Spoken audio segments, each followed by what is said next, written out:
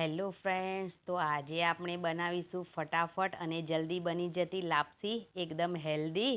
અને જ્યારે તમને ગળ્યું ખાવાનું મન થાય ત્યારે તમે ફટાફટ બનાવી શકો એવી લાપસી.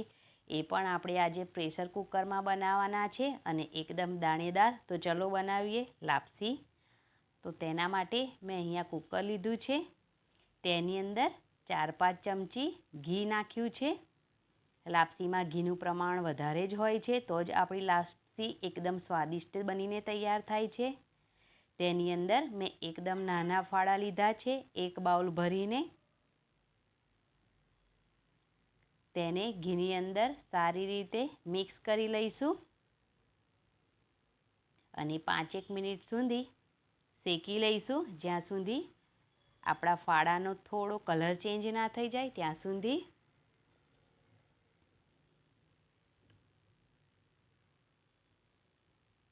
આ ફાળા આપણે કુકરમાં બનાવીએ છીએ એટલે એકદમ જલ્દી બનીને તૈયાર થાય છે.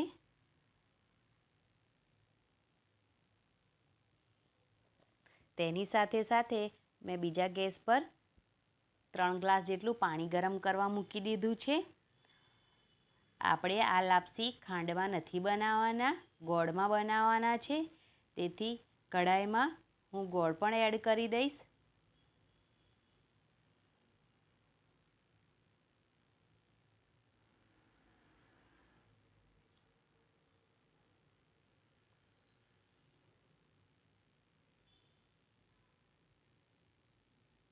ગોળ ઓગળી જાય ત્યાં સુધી આપણે તેને ગરમ કરી લેવાનું છે પાણીને.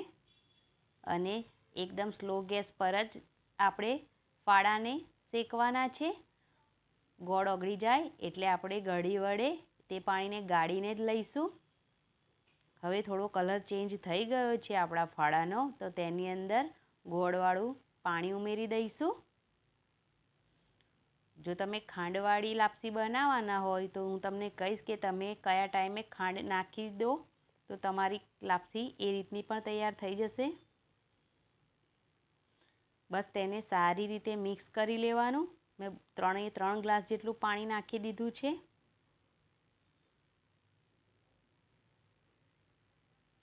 જો તમે 3 ગ્લાસ નાખો અને તો પણ તમને એવું લાગે કે લાપસીમાં થોડી કચાશ છે તો ગરમ જ પાણી ઉમેરજો, ઠંડુ પાણી ના ઉમેરતા. પછી કુકરનું ઢાંકણ લગાવી 2 સીટી વગાડી લેવાની. 2 સીટી વાગી જાય એટલે જોઈ લેવાનું. 2 સીટીમાં આપણા ફાળા બિલકુલ સારી રીતે બફાઈ ગયા છે.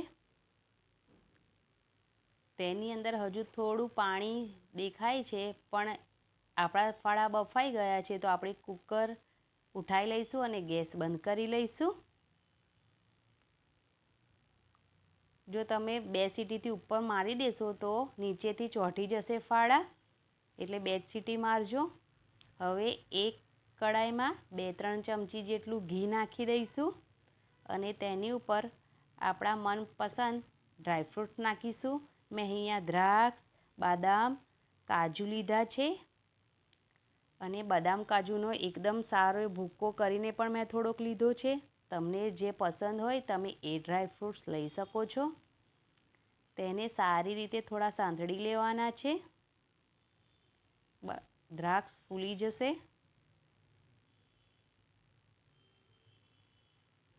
જો તમે ખાંડનો ઉપયોગ કરો તો આ જ્યારે ડ્રાયફ્રૂટ સંતળાઈ ગયા પછી તમે લાપસી અંદર એડ કરી દો.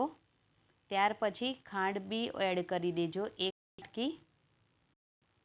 અને તેને સારી રીતે ખાંડ ઓગળી ના જાય ત્યાં સુધી એકદમ ધીમા તાપે શેકી લેજો.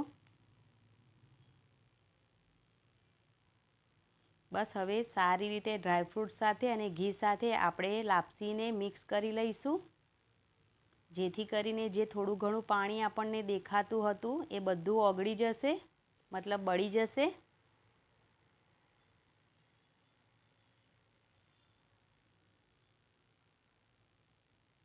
તો જોઈ શકો છો કે આપણું બધું જ પાણી લાપસીમાંથી બળી ગયું છે અને ઘી પણ છૂટું પડી ગયું છે. તો તેની અંદર ઇલાયચીનો પાવડર નાખી દઈશું.